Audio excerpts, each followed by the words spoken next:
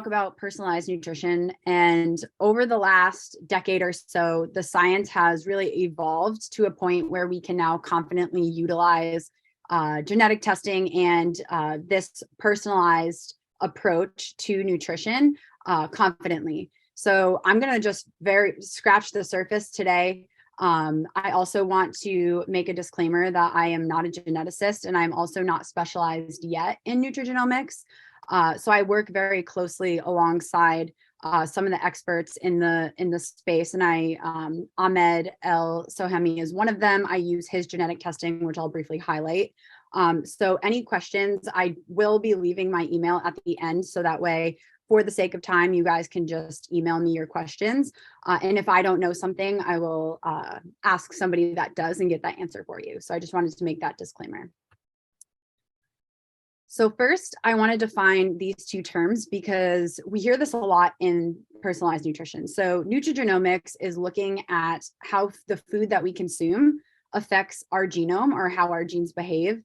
And then you can also hear the term nutrigenetics, and that is how your genetic variations are impacting how your body is responding to these specific types of foods. So really one of the main goals of nutrigenomics and how we use it is examining the health and how we can use it to optimize different health outcomes. So that is how I utilize one of the applications of how I utilize it with my clients. But we're going to touch on some of the other applications today and looking at some of the studies as well.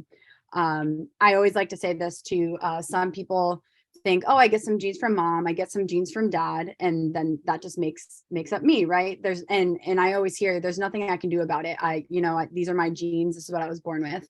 But in fact, we absolutely can influence our genetic expression, and we constantly are. And it's being mediated by the environment that we live in, the different foods, the beverages that we consume, types of stress that we're living under day to day. So we are, in fact, always changing our genetic expression and influencing it, so that that's even more important to keep an eye on, how you are living your life, because that does impact your genetics. So moving on to the testing that we utilize. So it is a comprehensive test. It's comprised of 70 genes. It's called nutrigenomics, but with an X. So very similar to the spelling of the science. And how we utilize these results. It's a saliva sample, which is a little bit more accurate than the blood testing. Blood is highly sensitive. So we do follow-up blood tests to see how our interventions are actually working for that individual. But it is a saliva sample. It's not diagnostic, but we do look at different things, such as what types of nutrients that we should be focusing on with that individual that's going to best meet their unique needs. So how are they responding to the macronutrients? How are they responding to the micronutrients? How can we see, how effectively they're absorbing it into their bloodstream? So these are the different things that we can infer based off their results, and then make real-time changes in their diet. And then we can also look at how they should be eating to reach their peak performance, whether that's sports performance, just performance in their day-to-day lives. If they have specific weight loss goals or body composition goals, we can see how their body responds again to those macronutrients. So we can see, for example, somebody responds better to a higher protein diet when it comes to more long-term weight loss. So these are some things that we look at with them. And then lastly, we look at their genetic potential or strength potential with different types of exercises. So we look at endurance-based workouts, we look at power-based workouts. So again, we're going to talk about this a little bit throughout the presentation today.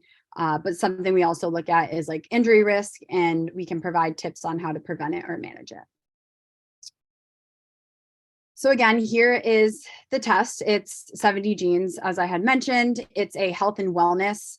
That's the health and wellness one that we use, but they also do one for fertility, for sport, for skin.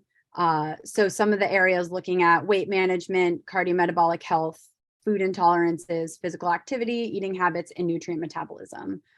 They just added some additional insights. So again, looking at inflammation, antioxidant capacity, sleep, hormone metabolism, and methylation. But for the purpose of today, we're going to focus on some of these sections of the test and just some of the science that has been done, highlighting just a few of the studies. So for the first one, we're going to talk about the nutrient metabolism section. So we do look at a variety of different nutrients, but I chose vitamin D to highlight today. So vitamin D is an important fat-soluble vitamin, and it helps with the functioning of most cells in our bodies. A sufficient amount in our blood also helps with calcium absorption, which is essential for optimal bone health, promoting a healthy immune system, a healthy pregnancy, as well as protein, muscle synthesis, and recovery. So when we are looking at a deficiency just in general, what we're looking at is the most common form of vitamin D in our blood, which is 25-hydroxy vitamin D. So I'm going to be throwing out some terms. No one needs to memorize them. But one of the studies that I am going to highlight did look at the different levels of 25-hydroxy vitamin D in two groups of individuals. They were broken up between individuals that had a sufficient amount and individuals that had an insufficient amount. And then they were genotyped. So when they were looking at the 4 different genotypes, what they found was that just 2 in specific came back for having a higher risk of vitamin D insufficiency. So one of them is the CYP2R1 genotype, and then the other one was the GC genotype, which encodes for the vitamin D binding protein, which helps with the transporting of vitamin D to the various tissues in our body. So what was found was that the variations in these 2 genotypes had a significantly higher risk of having a vitamin D insufficiency. And it was the genotype of GG or GA in the CYP2R1, and then the GG in the GC genotype. So when we're presented with clients that have these types of results, we'll give them different recommendations. So if the individual does have a higher risk of developing a vitamin D insufficiency, and also a higher risk of not effectively converting it into the active form, we'll recommend about 1,000 IUs or international units per day. The ones that do not have the high risk genotype, we classify them as typical risk, and we'll recommend anywhere between 600 to 1,000 international units. And then all across the board, we don't recommend going above 2,000 international units unless they've gotten a blood test and they know their actual levels and they're working with a healthcare practitioner. So that was vitamin D. And now moving on to our intolerance or sensitivity section. So we actually test for a few. Where we look at lactose intolerance. We also look at gluten sensitivity, and then caffeine consumption associated with your risk of developing anxiety with caffeine consumption. So if you're listening and you're like, okay, I am totally a lactose intolerant individual, that is myself. I've been lactose intolerant my whole life. Just kind of going into the basics. First, what is lactose? So lactose is a milk sugar, and it's found in dairy products. And in an ideal world, individual will consume dairy, and you'll break it down into its 2 sugars, glucose and galactose, and it'll go through your digestive tract and you won't have any symptoms. And that's an ideal situation. But some people actually don't produce any or don't produce enough of the enzyme lactase to break down the lactose. And what will happen is it'll move through your digestive tract undigested. And once it reaches the large intestine, the bacteria will it'll be fermented by the bacteria, producing a gas byproduct. And that can cause some of that discomfort of gas, bloating, cramping. I could go on, but if you resonate, you know what I'm talking about. So yeah, very unideal situation, and it's very uncomfortable. And so one of the tests that was done to look at the different genotypes that were associated with a high risk for lactose intolerance was done in a Finnish population. And it showed, it was assessing the enzyme activity in the blood. And what was found was that individuals that had the CC genotype were at a higher risk of developing that lactose intolerance. So this particular study here that I wanted to highlight was looking at the different levels of the enzyme. Also, they were genotyped and stratified by different severity of GI symptoms. So when we were looking at the different genotypes, we found the individuals that had the TT genotype of the MCM gene, which is part of the MCM complex, which helps to regulate the expression of LCT gene, so the production of that lactase enzyme. And so the TT genotypes, they showed very minimal GI symptoms when they consumed dairy. But what they found was the CT genotype, they still showed symptoms, but not as severe as the CC genotype. So that showed that they could stratify it into typical risk, elevated risk, and then high risk. And so when we're presented with individuals that have these genetic results, we do want to assess their symptoms too. So we ask them to provide us with any symptoms that they are experiencing. And then what we'll typically do is something that's a little bit more informal, and if you might have heard it before, is an elimination diet. So what we do is we just eliminate dairy for about a week. And if symptoms go away, then we can infer, okay, maybe it is lactose. So we'll slowly start reintroducing it back into the diet.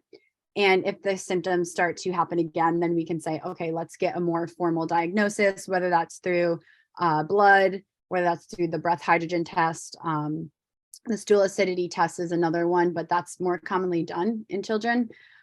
So what we'll typically recommend them, because when you are dealing with somebody that has a lactose intolerance, you do want to be cautious also that they're getting enough calcium in their diet. So some people can handle more lactose in the diet than others.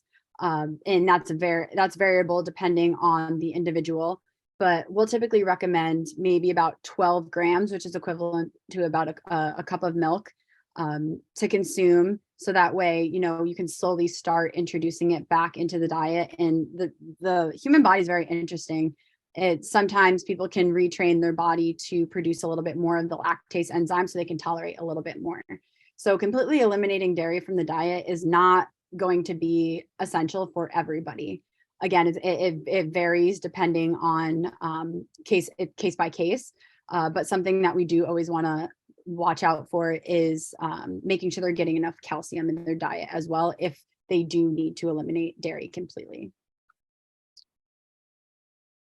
The next topic that we look at is cardiometabolic risk in terms of caffeine consumption.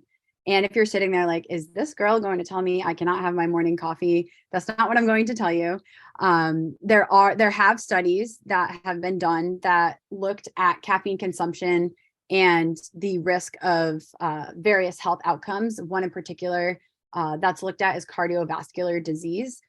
And there has been some inconsistencies in these studies, and something that we can infer is that may be due to the different variations of the CYP1A2 enzyme.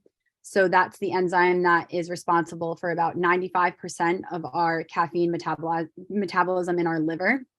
And what was found, the different variations of this enzyme was that individuals that carry either one or two copies of the A allele in that variation, they were classified as slow metabolizers of caffeine. And then the individuals that carried the GG genotype, they were considered fast metabolizers of caffeine. And so this particular study, it was a large case control study that looked at a group of individuals who had acute non-fatal heart attacks and compared it to a group that had no heart attacks. And they broke them up and divided them. And then they looked at the amount of caffeine that they consumed. And they looked at the different genetic variations that classified them as either slow metabolizers or fast metabolizers. And what was found was interesting. So just in the slow metabolizer group, it was found that individuals that consumed 2 to 3 cups of coffee and more than 4 cups of coffee were at a significantly higher risk for a heart attack, for having a heart attack. And now when we are giving recommendations of caffeine, because some people are like, you can't talk to me until I have my morning coffee, and that's totally fine. But just understanding, you don't know what you don't know. So if you do take a test and you find out, okay, I do have this genetic variant that puts me at a higher risk, what do I do? So we'll typically recommend consuming no more than 200 milligrams of caffeine. And to put that into perspective, a cup of coffee is roughly about 100 milligrams. So that would equate to about 2 cups of coffee. Now, if you're a pregnant female, we don't recommend going over 100 milligrams. And then the individuals that don't show that high significant risk, we recommend between 300 to 400 milligrams. So again, it's going to vary depending on the specific individual. So have no fear, you're still able to consume caffeine if that's something that you need. And then this last part that I want to highlight on the test, this is actually one of my favorite parts. So I grew up an athlete. I work with athletes. That's actually, sports nutrition is one of my favorite niches of nutrition. So this in particular, we're looking at a couple of different things. So I want to start just giving brief anatomy of the muscle. We have 2 types of muscle fibers. So we have our fast twitch and we have our slow twitch. So fast twitch muscle fiber, it's going to contract at a greater force and speed, and it's going to be used during times of those quick burst exercises. So think of like your powerlifting. And then your slow twitch muscle fibers are going to contract over a longer period of time for those more lower intensity types of workouts. So endurance based, like walking, jogging. For the purpose of today, we're going to look at our fast twitch muscle fibers. And in specific, we're looking at the ACTN3 genotype. So this particular study, it looked at 51 untrained males, and it assessed them at baseline. And then it also put them through various different types of strength training exercises. And then they were genotyped based on the ACTN3 gene. And what they found was a couple things. So they found that they could stratify them into typical, enhanced, and ultra genetic potential. And the individuals that showed the TT genotype, they didn't show any greater of a advantage when it came to weightlifting. But when they looked at the TC genotype, they showed an enhanced genetic advantage when it came to their maximum power in terms of their weightlifting. But the CC genotype showed that ultra advantage. So I see this very commonly in athletes that I work with. So it's actually not surprising when they say, athletes have freak genetics. Sometimes that is the case, which is very interesting, because something they also found in this study was individuals that did present with these 2 types of results, they were more motivated to either start weightlifting if they hadn't been already, or they were more motivated to continue doing what they were doing, but at a greater scale, because they're like, oh, I have this genetic advantage. So it was very interesting to see that. But when we have individuals that come to us and they do show an advantage when it comes to weightlifting, but they tell me, okay, Milaena, I don't like weightlifting, so does this mean I have to do that? Doesn't mean you have to just because you have this genetic advantage. But we do always recommend participating in some type of weight-bearing exercise at least 2 times a week, and that's more from a maintaining a lean muscle mass and bone health perspective. But that everybody's fitness journey is different. So it is cool once they do find out, oh, I do have a genetic advantage. They're more motivated to get started, which is really cool to see. And so just kind of wrapping it all together, because something that I get a lot of the times from people who hadn't gotten their genetic testing done is, does knowing this genetic information really influence behavior change? Because at the end of the day, that is what we're doing. And the answer is yes. So there's been randomized clinical control trials that tell us that, yeah, actually it does show more of an advantage for individuals that get their DNA-based recommendations. So we'll highlight this one right here, which is one of the first RCTs that was done to answer this question. And it broke individuals out into two groups. So one group received their DNA-based recommendations, while the other group just received generalized population-based recommendations. And there were a couple things that were found. So first being the individuals that did receive their own personalized recommendations, they claimed to understand their results better, their recommendations better, and they were more motivated to participate in these types of lifestyle changes. And that's great, right? But let's see the action, right? So they did follow them over a course of 12 months, and they found that the individuals that did receive the DNA-based dietary recommendations did see a significant improvement in their weight loss and long-term.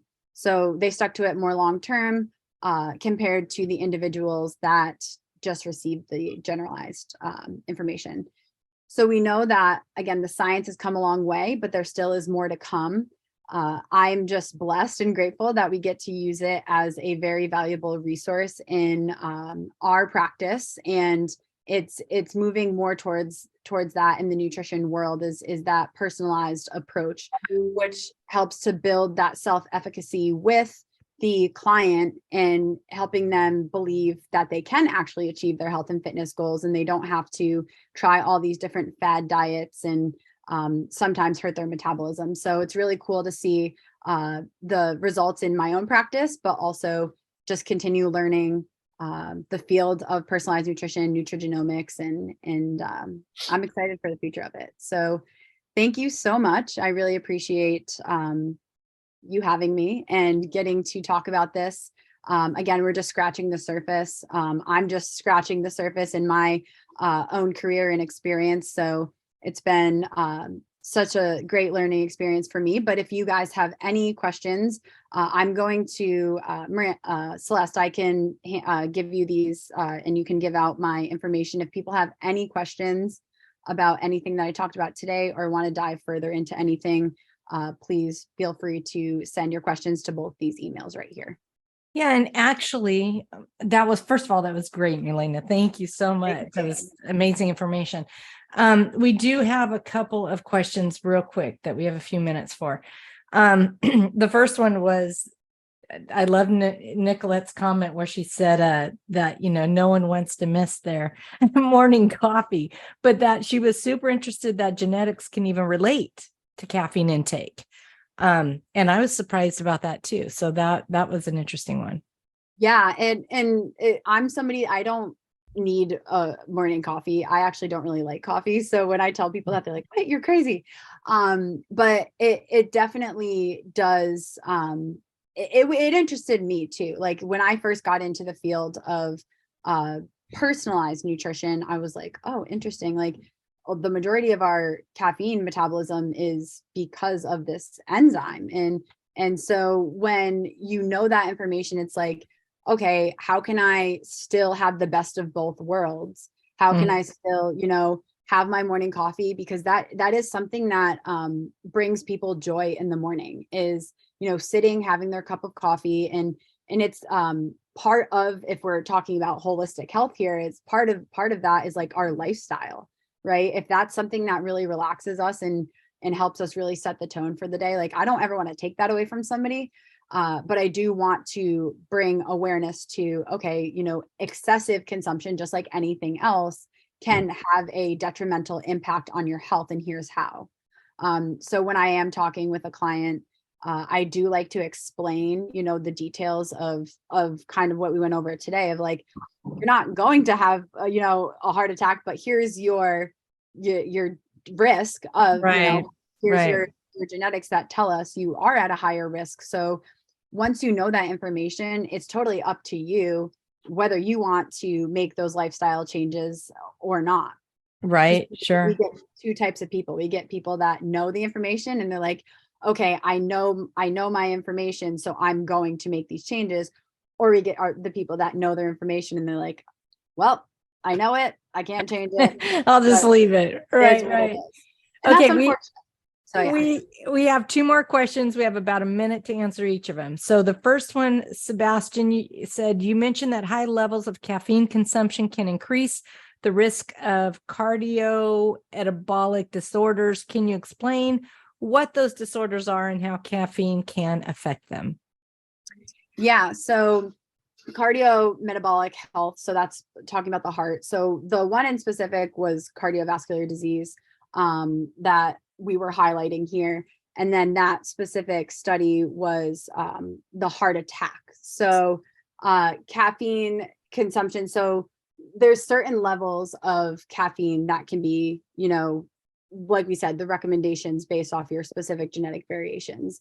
And when you get to an excessive amount, that's where in the various studies, they've seen that correlation with having a heart attack. So when it comes to consumption of caffeine, if you're a slow metabolizer and you consume excessive amounts of caffeine, it doesn't get excrete out of your system as quickly as the fast metabolizers. So what can happen is you'll consume we'll say like 300 to 400 milligrams of coffee, and it doesn't excrete or it doesn't get removed out of your system as quickly. And you may not actually feel the effects of the caffeine as quickly either, because some slow metabolizers don't feel the effects as quickly. So they'll think they'll need more in order for it to hit them. So it can build up to those toxic levels to an amount that puts you again at that risk of having a heart attack. I can definitely send you over some studies too that explain it a lot better than I could in 1 minute. But definitely, if you're interested, totally reach out to me and I can give you some resources about that. Good question. And then you said there was another one.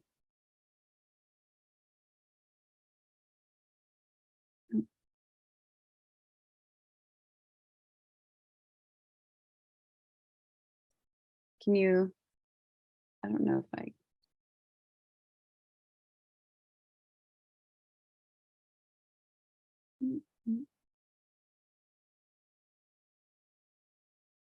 All right. Oh, sorry about that. Okay, I'm back. I was like, I don't know what just I'm happened. so sorry. So 30 seconds, we have to answer this last question. Lee is asking, what is the best holistic approach for inflammation as far as the diet? Yeah, so I always say, and this is very cliche, but eat the rainbow. So I like to say that because a variety of fruits and vegetables, that's going to, they all have various the anti-inflammatory benefits. But also I say eat the rainbow too, because you can kill 2 birds with 1 stone. It helps with, maintaining a healthy gut. So there are certain foods that are anti-inflammatory. There's also foods that are pro-inflammatory. So diet, you can definitely play around and change some things up for inflammation. So again, focusing on fruits and vegetables. I actually have an entire list that I created, pro-inflammatory, anti-inflammatory. So Lee, please reach out to me. I can give you that list of foods if that's something that you're super interested in. But yeah, I always say eat the rainbow, lots of fruits and vegetables, even like spices like turmeric. That's a good one, ginger, and the list goes on. But 30 seconds is not perfect. Okay, Lee, email.